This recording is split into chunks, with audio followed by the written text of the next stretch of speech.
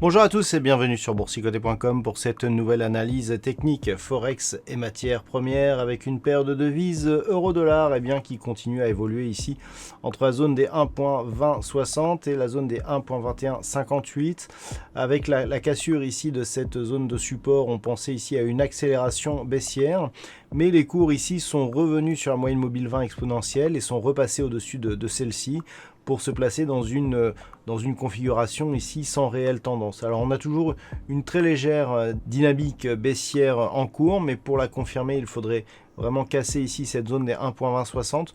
Donc on peut plus parier ici sur une phase de dynamique totalement neutralisée sur cette paire de devises euro-dollar. Lorsque l'on élargit un petit peu, on a donc la phase de hausse, ici la consolidation et la stabilisation. Donc tant que les cours évoluent ici entre 1.2060 et 1.2158, donc quasiment 1.2160, on a ici un écart de 100 pips dans lequel la paire de devises euro-dollar pourrait se stabiliser quelque temps sans aucune information directionnelle. Sur la paire de devises livre sterling contre dollar américain, nous avons une configuration qui commence à ressembler à un biseau. Lorsque l'on trace ici, qu'on essaye de relier ces points hauts significatifs, on voit que nous avons un support et une résistance qui sont donc convergents et qui nous donnent une dynamique haussière d'essoufflement. Alors lorsque l'on élargit un petit peu, voilà, on a ici cette dynamique haussière et le fait d'avoir à la fin de cette dynamique ce genre de configuration en biseau est en général un signal d'affaiblissement qui peut nous donner un signal de retournement majeur. Donc ce qu'il faut surveiller désormais, c'est une éventuelle rupture ici de cette zone de support oblique, puisque la rupture de ce biseau passerait par une rupture de ce support et donc nous donnerait le signal d'un possible retournement de la tendance. Donc actuellement, on est au-dessus de celui-ci. Il faudrait ici une cassure de cette zone de support oblique, puis une cassure ici de la zone des 1.3615 pour avoir un signal de retournement de la tendance qui pourrait donc nous ramener sur des points bas proches ici des 1.35.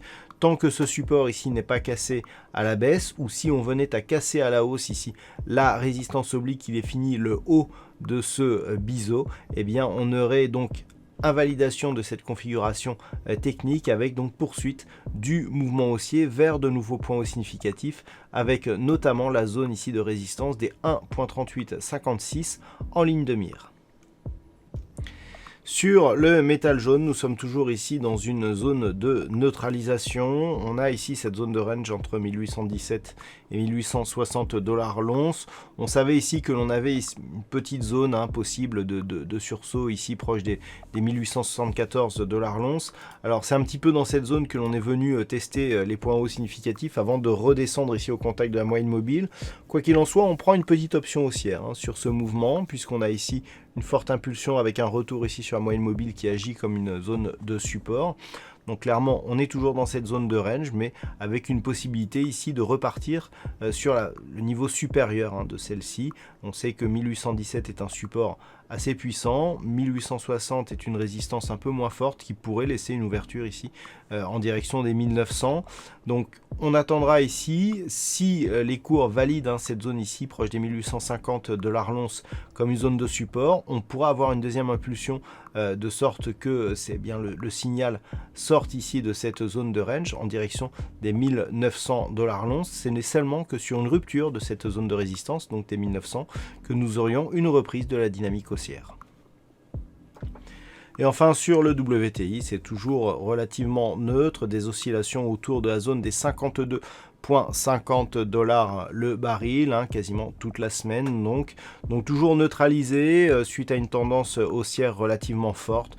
Nous sommes donc dans une phase de consolidation horizontale sur le WTI qui ne serait troublée que soit par une cassure ici baissière de la zone des 51 dollars le baril, dans ce cas-là on aurait un gros signal ici de consolidation, ou alors une rupture haussière ici de la zone des 53,90 $ le baril. En cas de rupture, eh bien cette zone validerait un signal de possible poursuite du mouvement haussier moyen terme. Voilà donc ce que l'on peut dire sur cette analyse technique Forex et matières premières. Passez un bon week-end, on se retrouve donc dès la semaine prochaine pour d'autres analyses techniques, toujours sur le site boursicoté.com.